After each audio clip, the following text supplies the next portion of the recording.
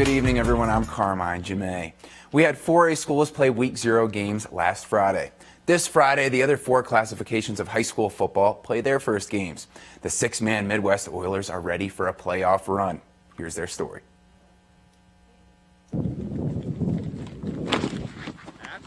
That's it. That's the way to attack. Okay, good job. Despite just 2 state titles, Midwest football is historic. In 1925, they hosted the first ever night game in high school football history. Adding to that history is first-year head coach Dean Kelly. This has been such a good group to coach. I mean, they listen, they want to do what they have, they work hard. I'm pleased with how they work together, how they help each other up, help each other finish drills. It's just really a good feeling from the kids, and I think that they feel really optimistic about what we can get accomplished this year.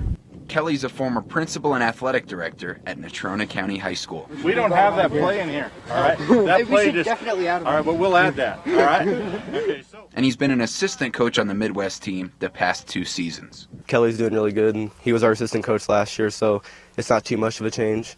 But yeah, I like him as a coach. He's doing great and helping us a lot. Last season, Midwest went just 2-6, but 2 of those losses were forfeits because they didn't have enough guys. Last year's Midwest football team had just 8 players, but this year they have 13. That means they can play the entire season without concern of forfeiting, and they can scrimmage against themselves. Definitely the team size. That's a huge difference on speed, height, and strength also. We're striving to make the playoffs this year. We have, I don't know, our team's just looking, it's crazy. Our team's definitely looking different than it was last year. We're not just going to be the team that people think that they can just beat us. We're going to go out there and work our butts off. Austin averaged 9.8 tackles per game last year, 5th best in all of 6-man. But his Oilers haven't made it past the first round of the playoffs in the last 5 years. Drive. Go. There you go. Their new head coach senses a change. I really feel that this team can qualify for the playoffs and then make a difference when they're there. I'm just looking forward to it. I'm ready for Friday night and getting after it already. For K2 Sports in Midwest, I'm Carmine Gemei. Kira Grogan and I will have all those highlights and results on the high school football huddle at 10 tomorrow night. In college football, you all know the Wyoming Cowboys had a huge win over Missouri on Saturday. They were 17-point underdogs, and they won by 6. But now, of course, they're focused on playing at Texas State this Saturday. The Bobcats just lost 41-7 at number 12 Texas A&M. But last year, Texas State played in the first ever Sun Belt Conference championship game, so they're a good team. They also beat Wyoming and Laramie in 2017. But the Pokes are 17-3 all time against teams from the Sun Belt.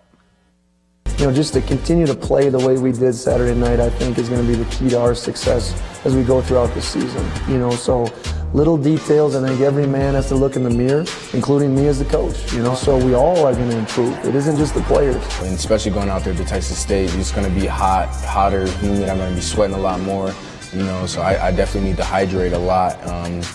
Starting now, basically, so that's how I'm gonna approach it. We also have 3 more UW teams competing this weekend.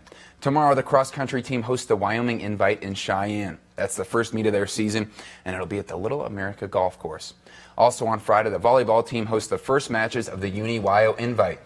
And also on Friday, the women's soccer team hosts nationally ranked Baylor, and Sunday they have another home game against Idaho State. And the other kind of football, I wish your Bears the best, Hallie, as the season goes on. I know. Well, they play the Broncos in 2 Sundays, so we'll see. There you go. Good All luck. right. Yeah. All right, we'll be right back after the break.